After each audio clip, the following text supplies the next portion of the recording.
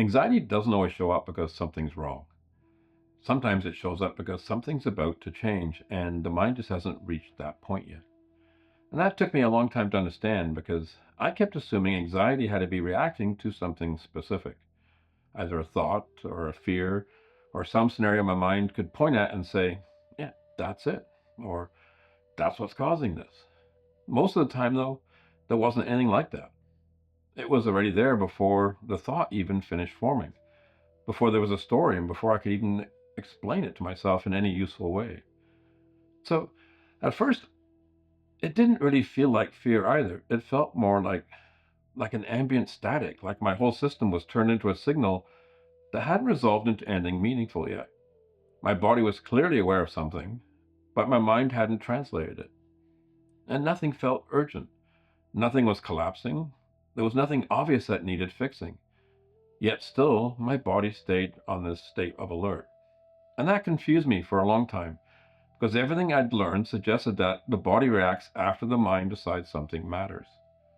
That fear follows thought. That sensation follows interpretation. But what I was experiencing didn't work that way. See, the sensation showed up first. The meaning came later. And sometimes the meaning never really showed up at all. So I could reason with myself. Yeah, I could explain why I was safe. I could slow my breathing down. And I could list all the reasons things were fine. Yet, none of that actually touched what was happening. The signal remained, it stayed. What I eventually realized is that reassurance that comes only from thought can't settle a signal that didn't originate in that state in the first place. See, my body wasn't responding to danger, it was responding to orientation. Something deeper had already shifted direction. The soul had already leaned a different way. And my body was translating that shift into sensation before my mind had any language for it. So that translation process is uncomfortable when you're used to clarity arriving after the fact, because here the body knew it first. And for a long time, I assumed that meant something was broken, like there had to be some unresolved issue, some hidden fear I hadn't uncovered properly. That explanation gave me something to work on. Yeah, and it felt responsible. It felt productive. It felt mature in a way. And it also kept me busy. But the more closely I watched the pattern, the less the story actually fit. Because the anxiety didn't spike around a real threat. It didn't show up when something was objectively wrong. It didn't arrive during chaos or crisis or even actual danger. It showed up right before movement, right before I was about to commit to something that made sense intellectually, but hadn't fully aligned at a deeper level yet. A conversation that seemed reasonable, a decision that looked right on paper, yeah, and a next step that everyone else would have encouraged. But as I moved towards it, my body would tighten just a bit. My breath would become shallow and my energy would scatter just enough for me to notice. Not enough to cause panic, just enough to interrupt what I was doing. And that timing is what's so important. That's what matters. Not the sensation itself, it's really the timing. Because that's where the application actually lives. Most people feel anxiety and immediately try to reduce it. And I used to do the same thing. I would try to calm it, to regulate it, to override it, even manage it or just explain it away. I stopped doing that. And I started doing something much simpler. Honestly, probably harder. I started paying attention to when it arrived. Not later, and not once it had escalated, and definitely not after the story had formed, but right at the moment it entered my system. Almost every time it arrived just before directional commitment, just before my life was about to lean in a particular direction. Then the mind would jump in and narrate. You're just nervous. You're overthinking this again. You feel better once you start.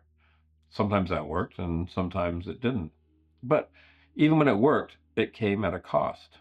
It was either fatigue or irritability, or the worst was that hollow feeling that comes from pushing through something and never fully agreeing. It just never fully agreed with you.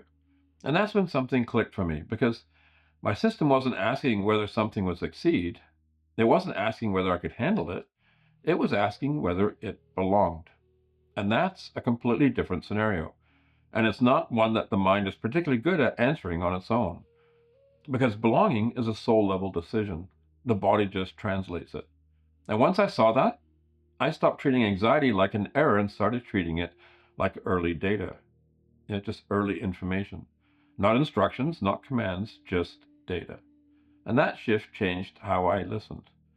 The anxiety wasn't asking to be soothed, it was asking to be acknowledged or seen. It was asking to be seen as information. It was pointing at direction, not danger. And once I recognized that, the solution stopped being about calming the body and started becoming about restoring coherence. And the way I did that wasn't dramatic at all. It was actually very practical. When anxiety showed up, I stopped asking what was wrong and I started asking one question internally. I didn't try to answer it right away. What am I about to move towards? Not what am I afraid of, and not what should I feel, or what needs fixing, but what am I about to step into? And then I would just pause. Sometimes the answer was obvious. Sometimes it wasn't. Sometimes it came as a clear knowing right away. And sometimes it showed up as resistance that just wouldn't lift. It wouldn't go anywhere. Sometimes it took minutes. Often it took hours or even the whole day. But every time I stayed with that question without forcing movement, one of two things happened. Either the body settled or the direction clarified. And that distinction's fairly important because settling and clarity aren't the same thing. When the body settled, I knew the alignment had returned.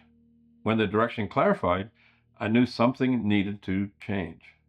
Either way, the anxiety didn't need to escalate because the message had been received. And that's how I knew this wasn't psychological. It was orientational. See, anxiety shows up when the body's translating something the soul already knows into sensation. It starts quietly as a hum, as a tightening, as a subtle increase in speed, just enough to get your attention without overwhelming you. When it's noticed early, it stays small. When it's overridden, it just starts to amplify. And that amplification isn't punishment, it's persistence. It's the body keeping the message online long enough for it to be received, to be heard. And I used to experience anxiety as something happening to me. Now I see it as an experience that is offering orientation. And that changed how I moved through ordinary moments. Standing in the kitchen deciding whether to send a message. Sitting in the car about to agree to something out of habit. Mid-conversation, feeling my breath get shallow and before my words do. Those moments became checkpoints. Not moments of self-analysis, but moments of listening. Instead of asking how to get rid of the sensation, I just started asking where coherence might be delayed. Sometimes the answer was simple. Pause, don't move yet. Sometimes it meant adjusting how I was about to engage, either by changing the timing, changing the tone, or even changing the direction slightly. And sometimes it meant admitting that something I wanted no longer belonged to me. And that's not always comfortable. But then, neither is living slightly misaligned every day and calling that normal. So these days, when anxiety shows up, I notice where it lives in my body. Is it in the chest, in the jaw, the gut, the throat? That location tells me more than the story ever did. See, the body doesn't signal randomly. It signals very specifically, and it does it in the same places over and over and over again, because each place is translating a different kind of soul information. As an example, a tight chest usually points to direction. Not fear, just direction. It shows up when my soul is registering where my life is about to shift towards or lean into. When something I'm moving towards looks fine mentally, but the soul hasn't consented to that trajectory yet, the chest tightens because the breath wants to lift, to get ahead of something that hasn't fully settled. When I feel that, I know my soul is asking for orientation before movement. A tight jaw usually points to restraint. That one took me a long time to notice because the jaw locks when my soul is holding back expression. When I'm about to agree too quickly, when I'm about to say something that isn't fully true, when I'm containing a no that hasn't been spoken yet, the jaw tightens because the soul hasn't authorized release. And it's not tension from stress, it feels like containment. And then when we move into the tight gut, that usually points to timing. And this is the most understood one because gut tension isn't about danger. It's about sequence. It shows up when something is right in essence, but early in time. when the soul agrees with direction, but not with now.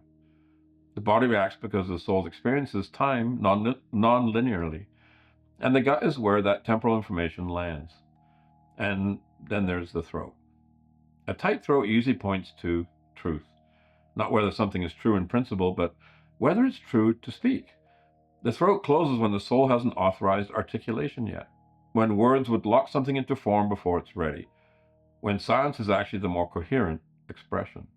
The throat isn't about the fear of speaking, it's about permission. When I feel that constriction, I know my soul is still calibrating what wants to come through. So when any of these show up, I don't rush it, because rushing is a mental habit, not a soul response. I don't dramatize it, because dramatizing turns orientation into identity. And I don't try to fix it, because nothing is broken. I let the signal do what it's designed to do. Give me just enough information to pause long enough for coherence to catch up. Most of the time, that's all it needs. I let the body finish translating what the soul already knows. So even now, as I'm speaking, I'm tracking whether my breath stays low and whether my body stays present with the words I'm speaking. And that's how I know I'm aligned enough to keep going. Now, enough doesn't mean forever, permanent. It just means true for now. Later today, anxiety will probably show up again in traffic or in a conversation while I'm deciding something small that looks insignificant on the surface. And when it does, I'll feel it sooner than I used to. Now it usually comes up mid-thought, mid-step, mid-sentence. And that's the difference. The signal doesn't run my life. It just helps orient it. And most of the time, once orientation returns, the noise fades on its own. Not because I forced calm, because I listened early enough. Thank you.